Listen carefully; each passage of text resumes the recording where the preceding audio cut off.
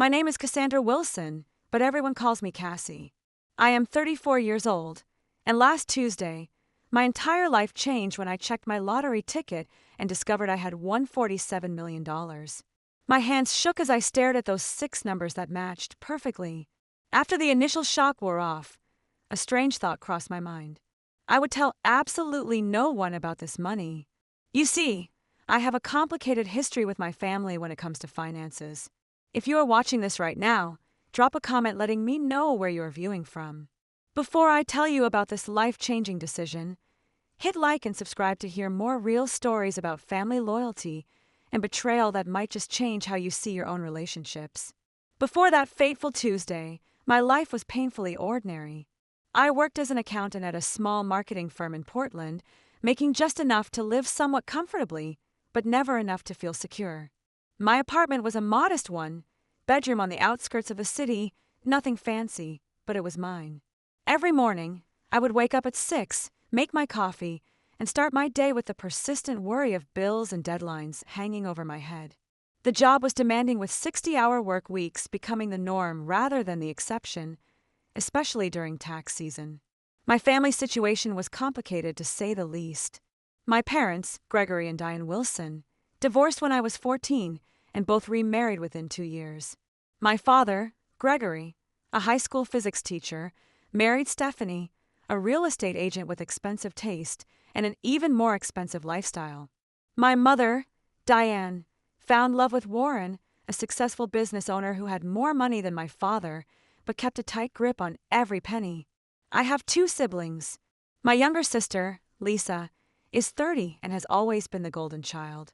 She graduated from an Ivy League university, married a surgeon named Paul, and now lives in a beautiful house in the suburbs with their 2 perfect children. Then there is my older brother, Jason, 36, who, despite his charm and intelligence, has never quite figured out his life. He bounces from job to job, relationship to relationship, and has made borrowing money from family members something of an art form. The pattern was always the same desperate call, emotional plea, promise to pay it back, then radio silence until the next crisis. Extended family was no less complicated. My Aunt Martha, my mother's younger sister, was perhaps the only genuine person in our family circle. Despite living paycheck to paycheck as an elementary school teacher, she always found ways to show up when it mattered. She drove an ancient Honda that made alarming noises, lived in a small apartment filled with books and plants, and never complained about her circumstances. In stark contrast was my Aunt Heather, my father's older sister, who had married wealthy and never let anyone forget it. She spent holidays critiquing everyone's life choices and making backhanded comments about my career, apartment, and perpetually single status. My cousin Ryan, her son, had inherited her entitlement, but none of her financial success, and had a gambling problem that the family pretended not to notice. My history with financial assistance in the family had left me jaded. When Jason needed $5,000 for rehab 3 years ago, I emptied my modest savings account to help him, only to discover months later that he had never actually gone to treatment. When Lisa needed help with her wedding costs, I put $2,000 on my credit card that she promised to pay back after the honeymoon. 5 years later, I was still waiting. When my father needed a loan to repair his roof after a storm, I sent what I could only to see photos of him and Stephanie vacationing in Cancun the following month. The only person who knew the full extent of these betrayals was my best friend Charlotte. We had met in college, and unlike most relationships in my life, ours had remained constant. Charlotte worked as a nurse, understood struggle, and never judged my complicated feelings about my family. She was the voice of reason when I felt myself becoming bitter, reminding me that not everyone was out to take advantage of me. At work, things were not much better. My boss, Arnold, had a habit of taking credit for my ideas during meetings with clients.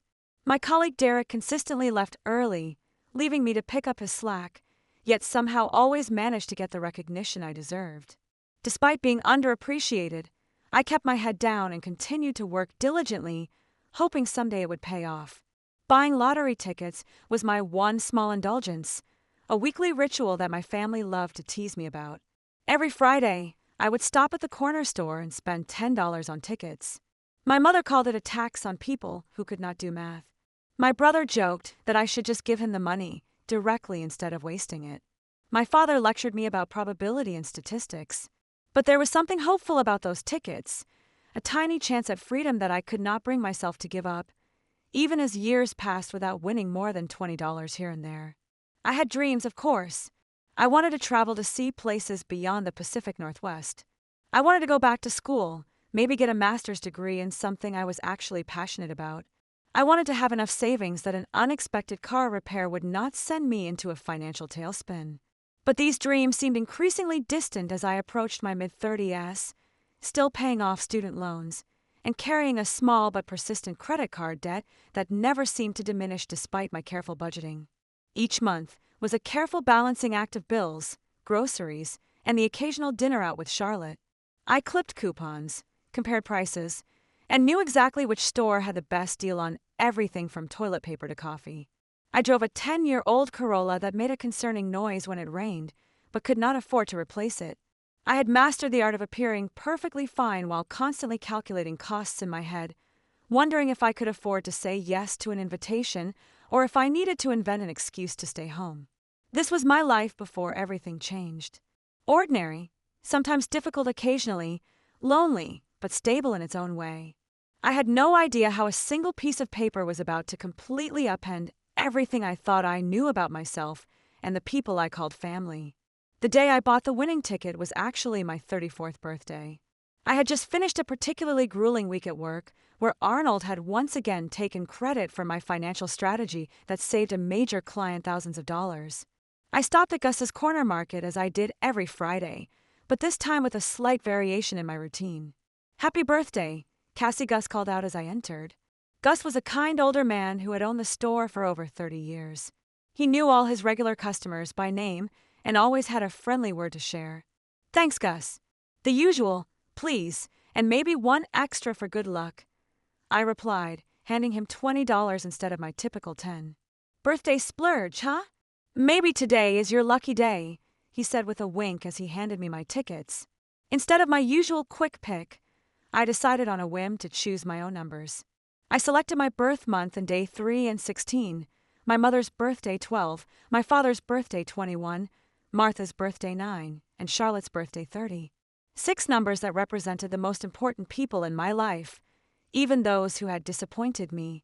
That evening, I ordered takeout from my favorite Thai restaurant, opened a bottle of wine Charlotte had given me as a birthday gift, and settled in for a quiet night alone.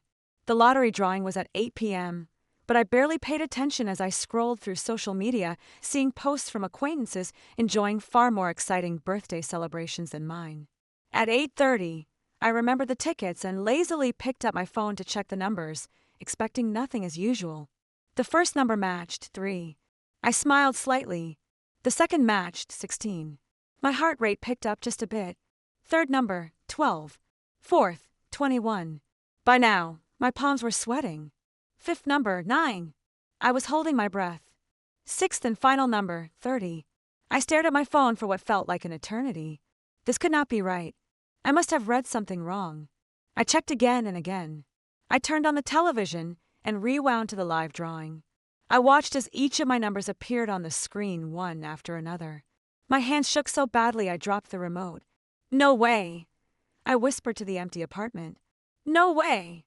According to the lottery website, I was the sole winner of $47 million. After taxes, it would be somewhere around $28 million, an unfathomable sum for someone who had been excited earlier that day about a 10% off coupon for laundry detergent. I did not sleep at all that night. Instead, I spent hours researching lottery winners online. What I found was disturbing stories of winners whose lives fell apart after their windfall. Families torn apart by greed. Friends and distant relatives appearing out of nowhere with soba stories and outstretched hands. Winners who were bankrupt within 5 years, more miserable than before they had won. One article called the lottery the quickest path to losing everything you care about. As the sun rose, I made my decision. I would claim the money, but I would tell no one. Not my parents, not my siblings, not even Charlotte. At least not right away. I needed time to process this, to make a plan, to understand what this money would mean for my life before everyone else tried to tell me what to do with it. That morning, I called in sick to work for the first time in 3 years and made an appointment with Philip Montgomery, an attorney specializing in financial planning and estate law. His office was in a downtown high-rise, and as I sat in the waiting room in my ordinary clothes, clutching my purse with the winning ticket inside, I felt like an imposter. "Miss Wilson," Philip greeted me, extending his hand. He was in his 50s, with salt and pepper hair and kind eyes behind expensive glasses. "What can I help you with today?" I took a deep breath and placed the ticket on his desk. "I need to know how to claim this without anyone finding out it was me." His eyes widened briefly as he examined the ticket. Then he nodded professionally. "I see. Well, you have come to the right place." Over the next 2 hours, Philip explained my options. In our state, lottery winners could claim prizes through trusts or legal entities that would keep their identities private. He outlined the process of setting up a blind trust, how taxes would work, and the importance of assembling a team of financial advisors to help manage such a large sum. "The biggest mistake winners make," he told me, "is telling too many people too quickly. Once that happens, there is no going back." I nodded, relieved that my instinct had been correct. "I want to do this right. I do not want this money to ruin my life." As I left Philip's office with a folder full of documents and a list of next steps, I felt a strange mix of excitement and dread. I had more money than I had ever dreamed of. Yet, I could not share this life-changing news with anyone. I would be living a double life, pretending to be the same struggling accountant while secretly being a multimillionaire. Over the next 2 weeks, I worked with Philip to establish the trust, claim the winnings, and set up investment accounts. We created a comprehensive financial plan that would ensure I would never have to worry about money again, even if I lived to be 100. The money was real now, sitting in accounts under my control. Yet, my day-to-day life remained unchanged. I still went to work, still complained about bills with coworkers, still drove my old Corolla. The secrecy was starting to weigh on me. I found myself wondering about my family. Would they be happy for me if they knew? Would they respect my boundaries? Or would they see me as nothing more than a walking ATM? The questions haunted me, and gradually an idea began to form. What if there was a way to find out how my family would react to my newfound wealth without actually revealing it? What if I could test their character before deciding who to share my secret with? The plan crystallized one night as I lay awake staring at the ceiling. I would create a scenario where I needed financial help. Not a huge amount, but enough to be significant. I would approach each family member with the same story, the same request, and see who would help me without the prospect of gaining anything in return. Only then would I know who deserved to be part of my new life. The next day, I met with Philip again to ensure my finances were properly secured before proceeding with my plan. We had established a diverse investment portfolio, set up trusts for future charitable giving, and created a modest personal account that would allow me to access funds without raising suspicion. The bulk of the money was safely invested untouchable by anyone but me. "Everything is in order," Cassandra Philip assured me, sliding a folder across his polished desk. "Your financial future is secure. You could stop working tomorrow if you wanted to." The thought was tempting, but I knew an abrupt lifestyle change would raise questions. I was not ready to answer. "I think I will stay at my job for now," I replied. "At least until I figure some things out." That evening, I invited Charlotte over for dinner. As we sat on my small balcony with glasses of wine, I decided to share part of my plan with her. "I am thinking about conducting a sort of experiment with my family." I began carefully. Charlotte raised an eyebrow. "What kind of experiment?" I took a deep breath. "I am going to tell them I lost my job and need financial help, just to see who actually cares enough to help me when I need it." Charlotte's expression shifted from curiosity to concern. "Cassie, that seems manipulative. Why would you do that?" "Because I am tired of being the only one who helps when others need it," I said, not quite meeting her eyes. "I want to know who would be there for me if the tables were turned. But lying to test people, that does not sound like you." Charlotte set down her wine glass. "Why not just ask them how they feel about you? Have an honest conversation." I laughed without humor. "Right. Because my family is so great at honest conversations. You know how they are, Charlotte. You have seen how they treat me. Still, this feels wrong. What are you trying to prove?" "I am not trying to prove anything." I insisted, though that was not entirely true. "I just want to know who actually cares about me versus who sees me as a resource." Charlotte shook her head. I think you are going to hurt yourself more than anyone else with this.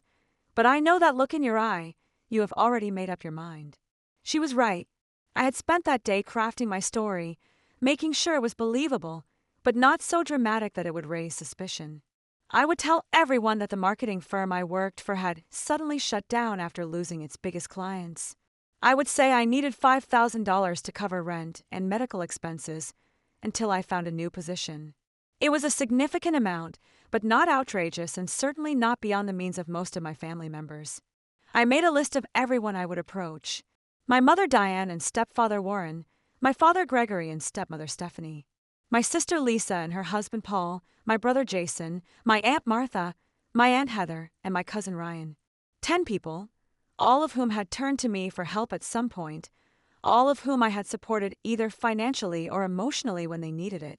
The next day, I practiced my story with Charlotte, who reluctantly agreed to help despite her misgivings. You need to sound genuinely distressed, but not desperate, she advised, and have specific details ready about the company closing. They might ask questions. I nodded, taking notes. I will say the CEO had been embezzling funds and the company is under investigation. That would explain why it happened so suddenly and why I might not get my final paycheck. And what about your job search? They will ask about that. I have been applying everywhere, but the job market is tight, especially for specialized accounting positions. I have some interviews lined up, but nothing definite yet, and my emergency fund is depleted from some recent medical tests. I had thought through every detail, creating a scenario that would elicit sympathy without raising too many questions. As I finalized my plan, I felt a twinge of guilt. Was Charlotte right? Was this manipulative and wrong? But then I remembered all the times I had emptied my savings to help these same people, often at great personal cost, and my resolve strengthened. This was not just about testing them. It was about protecting myself and my future. I made a prediction list of how I thought each person would respond. My mother would probably offer some help, but less than I needed. My father would lecture me about financial responsibility, but might send a small amount. Lisa would claim she could not help due to the kids' expenses. Jason would definitely say he had no money. Warren and Stephanie would refuse outright. Aunt Heather would judge me for my poor life choices. Cousin Ryan would promise help that would never materialize. The only person I had real hope for was Aunt Martha. Despite having the least to give, she had always been the most generous with what she had. But even with her, I tried to keep my expectations low. $5,000 was a lot of money for a public school teacher living alone. The plan was set. Over the next week, I would reach out to each family member individually, tell them the same story, and see who stepped up.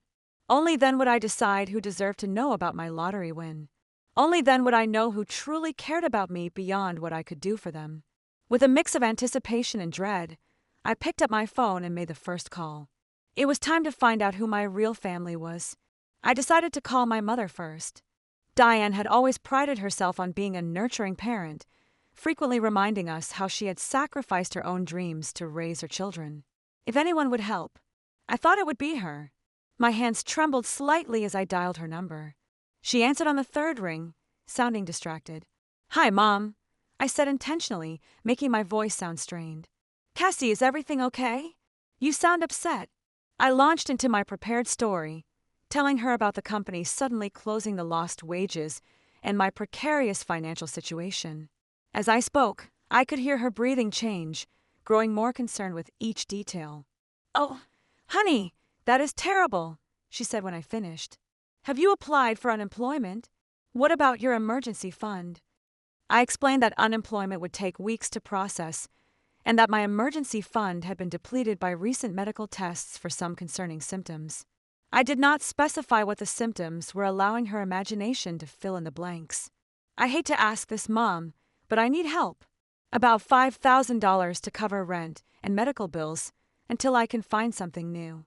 I promise I will pay you back as soon as I can." There was a long pause on the other end of the line. "Oh, Cassie, you know, Warren and I just put a down payment on the lake house. We're pretty cash poor right now." Her voice took on a slightly defensive tone. "Have you asked your father, or Lisa Paul makes good money at the hospital?" I was hoping to avoid asking Dad, I said truthfully. "And Lisa has the kids and their private school tuition. Well, let me talk to Warren and see what we can do, she said finally. But I cannot promise anything. You know how tight he is with money, especially when it comes to well, you know. I did know. Warren had never considered me his responsibility, making it clear from the beginning that his money was for my mother and any children they might have had together. They never did. Sure, Mom. Just let me know as soon as you can. The rent is due next week. I will, honey, and I am so sorry about your job. These things always work out for the best, though. Maybe this is a sign you should look at changing careers to something more stable. After hanging up, I noted her response in a journal I had started for this purpose. She had expressed concern, but immediately looked for ways to pass the responsibility to someone else. She had not outright refused, but I suspected her conversation with Warren would conveniently result in them being unable to help. The next day, I met my father, Gregory, for coffee. I chose a public place, thinking he might be less likely to react negatively in such a setting. "You look tired," was his greeting as I sat down across from him. I gave him a weak smile and launched into my story. His face remained impassive as I spoke, occasionally nodding or frowning at certain details. When I finished by asking for help with the $5,000, he leaned back in his chair and crossed his arms. "Cassandra, I have always taught you about financial responsibility," he began, slipping into his teacher voice. "This is exactly why I told you to keep 6 months of expenses saved at all times." "What happened to that plan?" "Life happened, Dad," I replied, trying to keep the frustration out of my voice. "Medical bills, car repairs. Not everyone can afford to set aside that much money." He sighed heavily. "And now you expect others to bail you out. What about your spending habits? Do you really need that apartment in that neighborhood? What about your cable subscription and those streaming services?" For the next 20 minutes, he lectured me about financial planning, the job market, and the importance of living below one's means.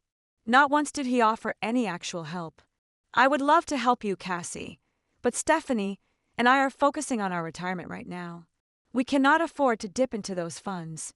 It would be financially irresponsible." He patted my hand patronizingly. "This will be a good learning experience for you. Sometimes we need to hit rock bottom before we make necessary changes." I nodded, fighting back tears that were only partly for show. Even expecting this response, it hurt to hear him dismiss my needs so easily. My sister Lisa was next. I drove to her beautiful suburban home on a Saturday afternoon. Her husband Paul was golfing, giving us privacy to talk. "Cassie, what a surprise!" she exclaimed when she opened the door. "The kids are at their swimming lessons. Come in." Her house was immaculate with expensive furniture and framed professional family photos on every wall.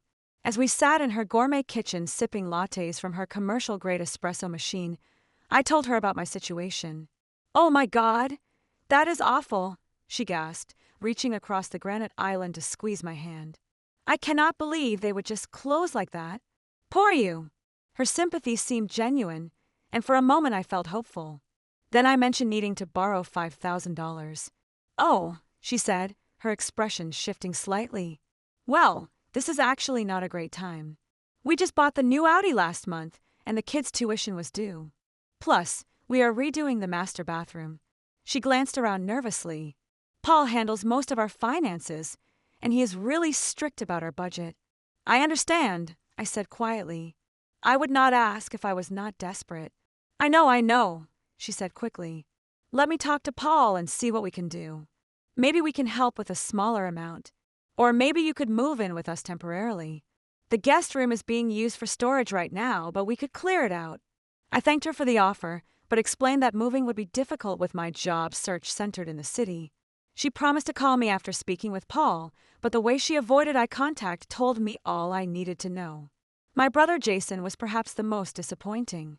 After sending him a detailed text about my situation, he responded with a brief message. "That sucks, sis. Really tight right now myself. We'll call you later." He never did. My follow-up messages went unanswered, and when I tried calling him directly, the calls went straight to voicemail.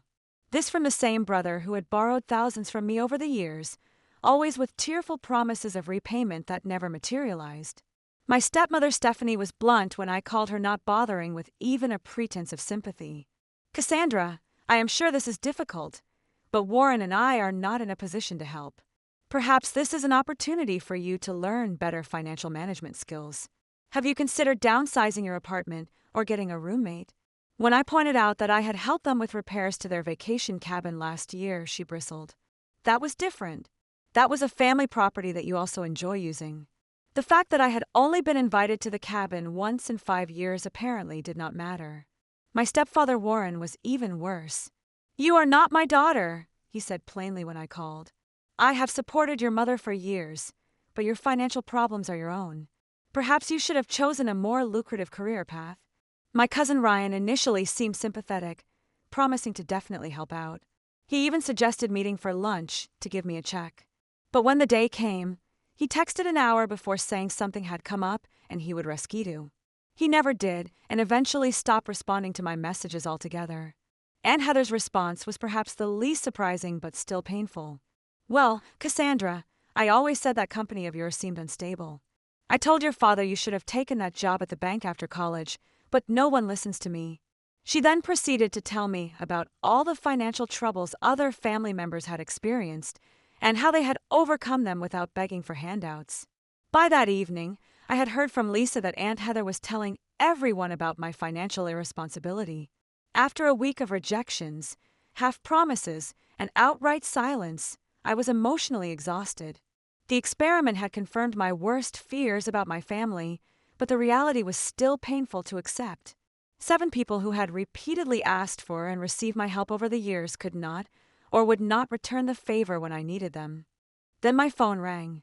It was Aunt Martha. Cassie, honey, I just heard from your mother about the job. Are you okay? Her voice was warm with genuine concern. I had not actually reached out to Martha yet, planning to call her the next day. The fact that she had called me first after hearing about my situation, secondhand, spoke volumes. I am hanging in there, I said, the emotion in my voice now entirely real. Listen, I want to help. Can we meet for lunch tomorrow? My treat, of course. The next day, we met at a small diner near her apartment. Martha looked exactly as she always did, her silver-streaked hair pulled back in a simple ponytail, wearing jeans and a cardigan with mismatched buttons. She hugged me tightly before we sat down. I am so sorry about your job, sweetheart. That company never deserved you anyway. As we ate, she asked thoughtful questions about my job search and offered to reach out to some former colleagues who had connections in the business world. Then, after our plates had been cleared, she reached into her purse and pulled out an envelope. I want you to take this, she said, sliding it across the table. It is $3,000. I know it is not the full amount you need, but it should help with the rent at least. I stared at the envelope in shock. Martha, I cannot take this. This is too much nonsense. Family helps family. And I want you to know something else. She reached across the table and took my hand. If you need a place to stay to save on rent, my sofa pulls out into a bed. It is not fancy, but you are welcome to stay as long as you need to. Tears filled my eyes, and this time they were completely genuine. Thank you, I whispered, overwhelmed by her generosity. Now, do not you worry about paying this back right away, she continued. Get back on your feet first. Find a job you actually like this time. Life is too short to work somewhere that does not appreciate you. As we left the diner, Martha hugged me again. You are going to be okay, Cassie. You are smart and capable. This is just a bump in the road. Driving home, I clutched the envelope containing $3,000 more money than I knew Martha could comfortably spare. The contrast between her response and the rest of my family's could not have been more stark. The only person who had offered genuine help was the one with the least to give. After meeting with Martha, I did some research that left me stunned. $3,000 represented nearly all of her savings, and I discovered that she had been quietly dealing with complications from type 2 diabetes. Her medication costs had recently increased, and she had been picking up extra tutoring work to make ends meet. The knowledge hit me like a physical blow. Martha, who had so little, had given me almost everything she had without hesitation or conditions. Meanwhile, my mother, who had recently spent $8,000 on a bathroom renovation, could not spare $5,000 to help her daughter with rent and medical bills. The next day, I invited Martha to my apartment for dinner. As she settled onto my worn couch, I noticed for the first time how tired she looked, the fine lines around her eyes deeper than I remembered. Martha, I need to tell you something. I began setting a cup of tea in front of her. I have not been completely honest with you. Her expression remained open, curious rather than concerned. What is it, honey? I did not lose my job. The company is fine. I still have my position. The words tumbled out quickly. I made up the story to see who in the family would help me if I needed it. Martha was quiet for a moment, then nodded slowly. I see. Are you angry with me? I asked suddenly, afraid of losing the one genuine relationship I had discovered through this experiment. She considered the question. No, not angry. Sad, maybe sad that you felt you needed to test people this way. She took a sip of her tea, but I understand why you did it. Our family has not always been kind to you. You were the only one who offered to help. I told her.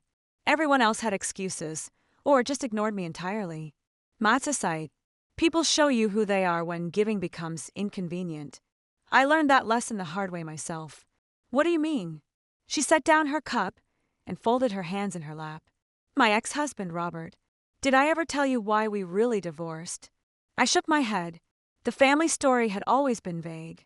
Something about growing apart. I came into a small inheritance when my grandmother died. About $50,000. Not a fortune, but significant for us at the time. Robert immediately had all these plans for the money, mainly investing in his friend's business ventures. She smiled ruefully.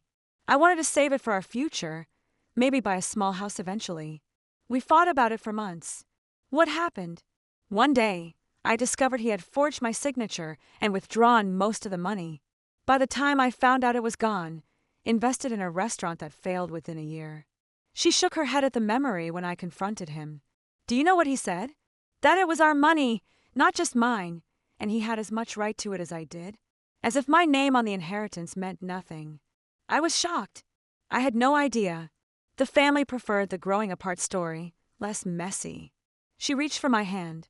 The point is, I learned that some people see you as a resource rather than a person, and it is a painful lesson. I am so sorry that happened to you, I said, squeezing her hand. It was a long time ago, but it taught me something important about money and relationships. She looked at me intently. Money does not just reveal who others truly are, Cassie. It reveals who we are too. How we use it, how we share it, how we talk about it. It is a powerful mirror. Her words resonated deeply. In that moment, I made a decision. Martha, there is something else I need to tell you. Something big. I took a deep breath. I won the lottery 3 weeks ago. $47 million.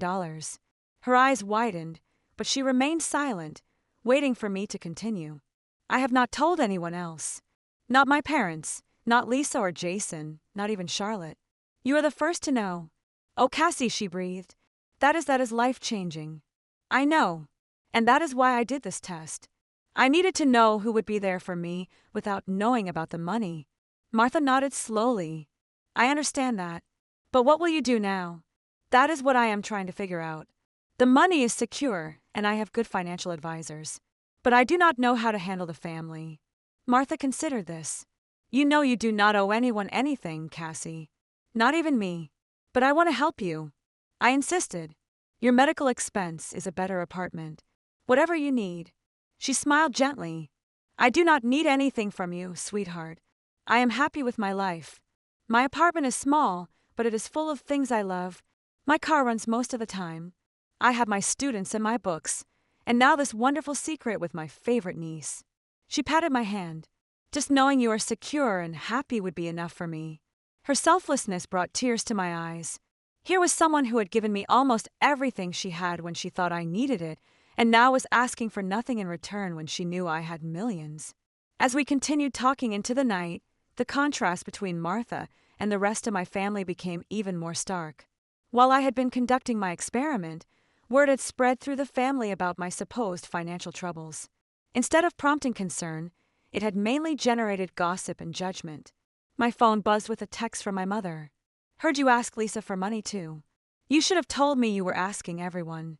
Feels like you are playing us against each other. Another came from my father. Stephanie tells me you have been calling everyone for handouts. This is exactly the kind of irresponsible behavior I warned you about. The family had turned my request for help into evidence of my character flaws rather than an opportunity to show compassion, and in doing so, They had revealed everything I needed to know about the true nature of our relationships. The morning after my conversation with Martha, I met with Philip to discuss my long-term financial plans. Now that I had clarity about my family relationships, I could make decisions about my future with open eyes.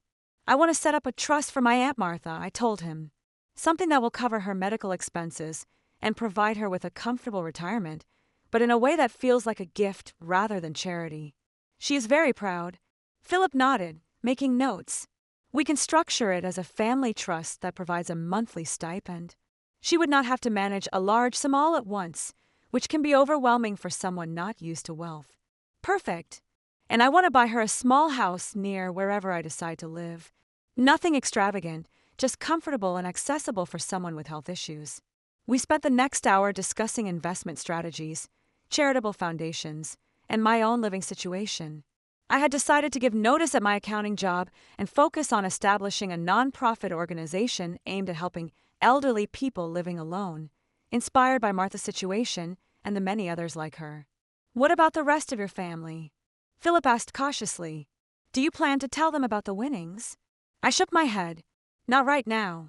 Maybe not ever, but I do want to arrange a family meeting to clear the air about my financial troubles. Later that day, I called Charlotte and finally told her the truth about everything, the lottery win and the family experiment. After her initial shock, she understood why I had kept it secret. So what now? She asked. Are you going to become one of those eccentric millionaires who still clips coupons and drives a beat-up car? I laughed. I am still figuring that out. I have called a family meeting for this weekend. I told them I have an important announcement. When Sunday arrived, I was surprised to see everyone show up at my apartment. My mother and Warren, my father, and Stephanie, Lisa and Paul, even Jason, who had been ignoring my calls for weeks. Aunt Heather arrived with a disapproving frown already in place. Aunt Martha came last, giving me a secret smile as she entered. As everyone settled into my small living room, looking around with varying degrees of curiosity and judgment, I stood before them feeling strangely calm. Thank you all for coming, I began. I know there have been rumors going around about my financial situation, and I wanted to address them directly. My mother shifted uncomfortably. Jason suddenly became very interested in his phone. Lisa and Paul exchanged glances. The truth is I am fine. I have found a new job with better pay and benefits. This was technically true, as I had just appointed myself executive director of my new foundation with a modest salary. I will be transitioning to that position next month. Well, that is wonderful news, my mother said with obvious relief. We have all been so worried. I noticed several faces relax around the room. They had come expecting either to be asked for money again, or perhaps to stage some sort of intervention about my financial habits. Instead, they were getting good news that required nothing from them. So why all the drama about needing money? My father asked, his tone accusatory. Why ask everyone for help if you had a job lined up? I met his gaze steadily. The job came through recently, and when I was in trouble, I reached out to my family. That is what family is supposed to be for, right? An uncomfortable silence fell over the room. Well, we all have our own financial commitments, Stephanie said defensively. It is not always possible to help even when we want to. Of course, I agreed. We all have to make choices about our priorities. I turned to Jason. Speaking of which, Jason, I noticed you never responded to my messages when I needed help. Yet, you had no problem asking me for $3,000 last Christmas for your rent. He had the grace to look embarrassed. I was going through some stuff, and I did not have any money to give you. You did not even call me back. I pointed out that would have been free. The meeting continued in this vein with me calmly but firmly addressing the hypocrisy and absence of support I had experienced. No one admitted any wrongdoing. There were excuses, justifications, and even some attempts to turn the blame back on me for making everyone feel guilty. As they filed out after an uncomfortable hour, I felt a strange sense of closure. I had not told them about the lottery win, but I had stood up for myself in a way I never had before. Martha stayed behind after everyone left, helping me clean up the coffee cups and plates. You did well, she said quietly. That could not have been easy. It was actually easier than I expected, I replied. For the first time, I was not afraid of disappointing them because I realized their opinion of me was never based on who I really am. Martha smiled. That is a powerful realization. So what happens next? Next, I said, we start looking at houses for both of us. 1 year later, my life was unrecognizable from the day I had first discovered those matching lottery numbers. I had moved into a beautiful but modest home in a quiet neighborhood with a garden that brought me joy each morning. Just 3 blocks away was Martha's new house. A single-story craftsman with wide doorways to accommodate her walker on the days her diabetes made walking difficult. My nonprofit organization's second family had grown beyond my expectations. We provided companionship home repairs and financial assistance to elderly people living alone with a special focus on those estranged from their families. The work was rewarding in a way my accounting career had never been, and we had already helped over 200 seniors in our city. Charlotte had eventually joined the organization as our outreach coordinator, bringing her nursing expertise and compassionate nature to our mission. She and I still had our weekly wine nights, though now they took place on my comfortable patio rather than in my cramped apartment. My relationship with my family had shifted into something more distant, but also more honest. I maintained occasional contact with most of them, polite birthday calls and holiday gatherings, but the pretense of closeness had fallen away. Without the expectation of emotional intimacy that had never actually existed, our interactions became less painful. None of them knew about my lottery winnings. As far as they were concerned, I had simply found success with my new career in nonprofit management. They seemed to accept this explanation without much curiosity about the details, which told me everything I needed to know about their interest in my life. There had been moments of temptation to reveal the truth, particularly when Jason called asking for money for a new business venture, or when Lisa complained about the cost of her kitchen renovation. But each time I remember the silence when I had needed help and the choice became clear. Interestingly, there had been occasions when family members genuinely needed assistance. When my father had a minor heart attack and faced unexpected medical bills, I anonymously paid them through the hospital's patient assistance fund. When my cousin Ryan finally entered rehab for his gambling addiction, I made an anonymous donation to cover his treatment. They never knew the source of these gifts, and I preferred it that way. Martha and I had dinner together at least twice a week.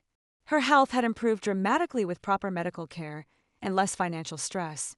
She had retired from teaching but volunteered at a literacy program 3 days a week, still sharing her love of books with children who needed it. "You know what still amazes me?" she said one evening as we sat on her porch watching the sunset. "How differently everything could have turned out if you had announced your lottery win right away." I nodded. Considering this alternate reality, the family would have suddenly become very attentive and loving, I imagine. "And you would never have known what was real," Martha added. "That knowledge, painful as it was, gave you freedom." She was right. The experiment had been painful but illuminating. It had shown me who deserved a place in my life and who did not. It had revealed the true nature of relationships I had spent years trying to strengthen despite their fundamental imbalance. The greatest lesson I had learned was not about others but about myself. Before the lottery, I had defined my worth by what I could give to others, constantly trying to earn love through sacrifice and generosity. I had allowed myself to be used because I believed that was what family meant, what love required. Now I understood that real love, the kind Martha had shown me, did not keep a balance sheet. It gave freely without expectation of return, but it also respected boundaries and dignity. It was honest and consistent, present in good times and bad. I had initially kept my winning secret out of fear, worried that money would corrupt my relationships. What I had not anticipated was how the secret would clarify them, instead stripping away pretense and revealing truth. The money had not changed who anyone was. It had simply illuminated who they had been all along. My life now was rich in ways that had nothing to do with my bank account. I had purposed through my foundation genuine connection with Martha and Charlotte, and a hard-won understanding of my own worth that no external validation could shake. Perhaps most importantly, I had peace. The constant anxiety about finances that had been my lifelong companion was gone, but so too was the desperate need for approval from people incapable of giving it. I had built a life aligned with my values rather than my insecurities. Martha reached over and patted my hand, bringing me back to the present moment. "You did good, kiddo. Not just with the money, but with what you learned." I smiled at her, overwhelmed with gratitude for this woman who had shown me what family truly meant. I had a good teacher. As the sun dipped below the horizon, painting the sky in shades of pink and gold, I thought about the journey that had brought me here, from the shock of those matching numbers to the pain of rejection to the joy of creating something meaningful with my unexpected fortune. The money had changed my life, yes, but not in the ways I had initially feared or hoped. It had simply given me the freedom to see clearly and choose wisely. The most valuable thing I had gained had nothing to do with millions in the bank. It was the understanding that the people who deserve a place in your life are not those who are there when you have everything to give, but those who stay when you have nothing to offer but yourself. Have you ever had to test someone's loyalty in your life? What did you learn from that experience? Share your stories in the comments below. If this story resonated with you, please hit like and subscribe to hear more real-life lessons that might change your perspective. Remember to share this video with someone who might need to hear that their worth is not determined by what they can give to others. Thank you for listening, and may you find the clarity to recognize the true relationships in your own life.